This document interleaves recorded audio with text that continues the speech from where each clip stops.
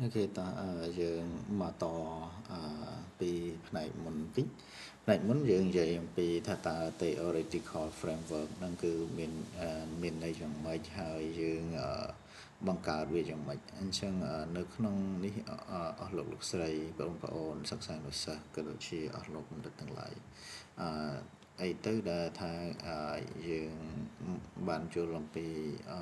theoretical framework មួយចំនួន theoretical framework និយាយឲ្យខ្លីគឺថាអស់លោកឬក៏បងប្អូនត្រូវទៅមើលនៅត្រូវទៅអាននៅ article ឬក៏ទ្រឹស្ដីណាមួយដែលយើងយកមក apply ណាយកមក apply ជាមួយនឹងការសិក្សារបស់យើងចង់ run ជា model មួយណាមានដូចជា transformational theory model culture model តើលោកណាដែលនេះដែលជាអ្នកបង្កើតគាត់ cognitive theory model gender theory model behavior theory model developmental theory model គឺមាន model ច្រើនទៅតាមផ្នែកទៅតាមនេះនីមួយៗជាងថ្ងៃនេះយើងមកថាតើយើងបង្កើត theoretical framework នឹងយ៉ាងម៉េចហើយគឺ there is no one perfect on right theory for dissertation ចឹងសម្រាប់សារណាសម្រាប់និក្ខេបបទគឺมันមានទ្រឹស្ដីបទណាមួយដែលត្រឹមត្រូវឬក៏ល្អឥតខ្ចោះទេសម្រាប់តាមរយៈ theory មួយចំនួនដែលវាមានប្រជាប្រិយភាពនោះ theory មួយចំនួនគឺវាឆ្លោះបញ្ចាំងអំពីការយល់ដឹងរបស់ researcher តាក់ទងនឹងការសិក្សាហើយវាត្រូវតែភ្ជាប់ជាមួយនឹងការសិក្សានោះវា direct the study select ការជ្រើសរើសនៅ theoretical framework មួយគឺតម្រូវឲ្យយើងនឹងយល់ពីបញ្ហាច្បាស់ណាស់យល់អំពី problem មួយច្បាស់លាស់ណាស់ហើយយល់អំពីគោលដៅយល់អំពី significance យល់ពី research question នៃ study នេះមួយនោះការជ្រើសរើសនៅ theoretical framework ត្រូវតែធ្វើឡើងដោយច្បាស់លាស់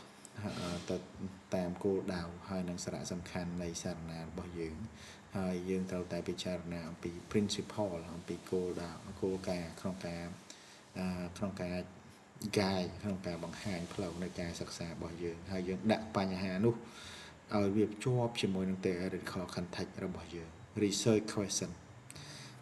question គឺត្រូវតែវា align គ្នាជាមួយទៅនឹង theoretical framework ហើយត្រូវតែ align ជាមួយនឹងអំណះដែលធ្វើឡើងដោយទ្រឹស្ដីវិទូនៃទៅនឹងទ្រឹស្ដីវិទូដែលយើងជ្រើសរើសយកមក research finding គឺវាមាន research finding គឺវា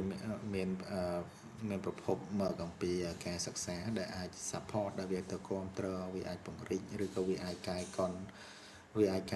ឬក៏ existing theory ដែលខ្ចីអំពីការសិក្សាមួយត្រង់នេះមានចំណុចសំខាន់ដោយសារតែឧទាហរណ៍ថាយើងអាចខ្ចីមុនរបស់យើងមាន theoretical framework ហ្នឹងគឺវាមកគ្រប់គ្រងវាមកពង្រីកនៅសេចក្តីនៅក្នុងការសិក្សារបស់យើងយើងអាចយកមកកែកុននៅទ្រឹស្ដីដែលមានស្រាប់ថាឧទាហរណ៍ថាតើទ្រឹស្ដីរបស់គាត់នឹងវាមានចន្លោះខ្វះខាតអីអញ្ចឹងយើងត្រូវទៅមើលថាតើគេ apply យ៉ាងម៉េចហើយគេមានចំណុចខ្វះខាតអីនៅក្នុងresearch នៅក្នុងទ្រឹស្ដីរបស់គាត់ហ្នឹងឧទាហរណ៍ថាទ្រឹស្ដីខ្លះគឺអនុវត្តបានតែសម្រាប់មនុស្សចាស់ទ្រឹស្ដីខ្លះអនុវត្តបានតែកូនក្មេងឬក៏ទ្រឹស្ដីហ្នឹងគឺ exclusion និង inclusion criteria ភាពខ្លាំងនិងភាពខ្សោយចន្លោះខ្វះខាតរបស់ទ្រឹស្ដីមួយ researcher អាចនឹងធ្វើការ critic ណាអាចធ្វើការ critic អាចនឹង develop ឬក៏ A&R ណា N ក៏បាន R ក៏បានពង្រីកនៅ theory ដែលវាបម្រើជា guide សម្រាប់ការសិក្សារបស់គាត់ why always ណាដែលចេញអំពីការសិក្សានោះហើយ Channel 2008គាត់ថាគួរតែធ្វើនៅដំណាក់កាល analysis គឺនៅដំណាក់កាលវិភាគទិន្នន័យការ using Grant and Ocean Lu checklist ដើម្បីកត់សម្គាល់នេះគឺ Ocean Lu ហើយនិង Grant ហ្នឹងគាត់បានបង្កើត checklist មួយចំនួនដើម្បី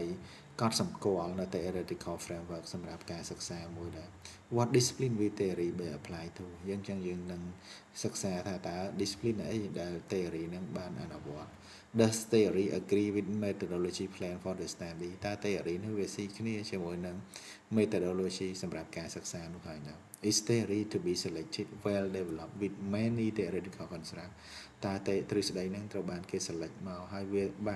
បានធ្វើការអភិវឌ្ឍត្រឹមត្រូវជាមួយនឹងការបង្កើត theory ជាច្រើនហើយនៅ have specific concept ឬក៏ theoretical principle បាន selected ដើម្បីបំពេញនៅ objective នៃការសិក្សានេះជាសំណួរដែលយើងត្រូវសួរ Does the problem តើបញ្ហានៃការសិក្សា